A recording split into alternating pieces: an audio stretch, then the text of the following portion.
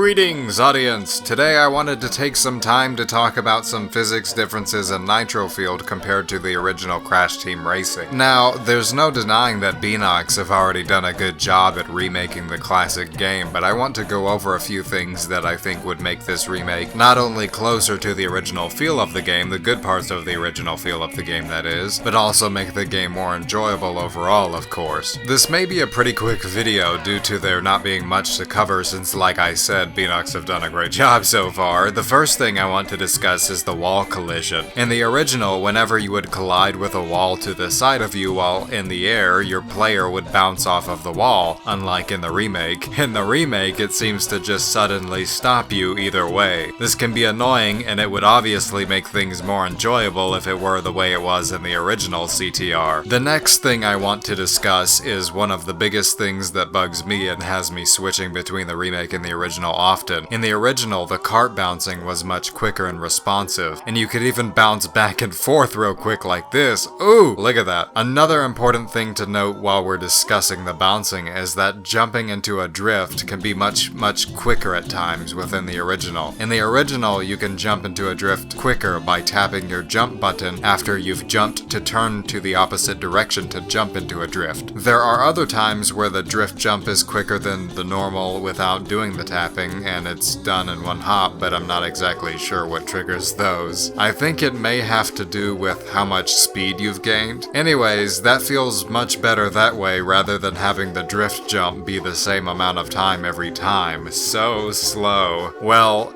in Nitro-Fueled, there is this occasional sliding you can do, which I really like, but that's only usually pulled off shortly after landing back onto the ground after a high jump, unlike the original's quick drift jumps that you can pull off a lot. So basically, in Nitro-Fueled, the hopping and drift jumps feel much more sluggish and slow and not as exciting and fun as they did in the original. Hashtag make CTR bouncy again. There also seems to be a slight input lag delay for the jumping. And no, it's not just my controller, it's been tested with other controllers and many others have noticed the same thing I have. It's easy to get used to though, so I'm sure everyone is used to it by now, but we shouldn't be getting used to it in my opinion. It would feel way better if it was more responsive and that slight input lag wasn't there. I know Beanox seeks to please the fans like what was once said in an interview, so thank you for everything so far, Beanox. And I'm humbly asking Beanox to look into all of this, because if so, Nitro-Fueled would become the definitive version altogether if these things were fixed. Now, for the last difference, the turning. I noticed that the turning is way tighter in the original. Check out the game footage. However, the turning driving style in Nitro-Fueled feels, if not like the original turning, very close to it. Imagine if Beanox turned up the tightness in the turning for all driving styles. Of course, including the turning driving style, making the turning driving style in Nitro-Fueled turn tighter than any characters within the original CTR. Wouldn't that be cool instead of having it be the opposite like it is now? Why make the turning worse? Beanox have already added some cool mechanics to the remake that produce lots of fun, such as the air braking propel and the change to ultimate sacred fire, making it so that you boost to keep the flame rather than not boosting to keep the flame. Much more enjoyable. So imagine if Beanox made these 3 changes to Nitro-Fueled. Also, there's this guy that goes by JC Numbers and he discusses the many differences, but I wanted to make this video because I haven't seen him cover the quicker drift jumps yet, and I consider these differences to be the most important to discuss. Okay, so now, here's the portion of the video where I'd like to talk about other changes I'd personally possibly like to see in the game that have nothing to do with the original CTR. If you disagree with anything I say in this portion, feel free to let me know why below, of course.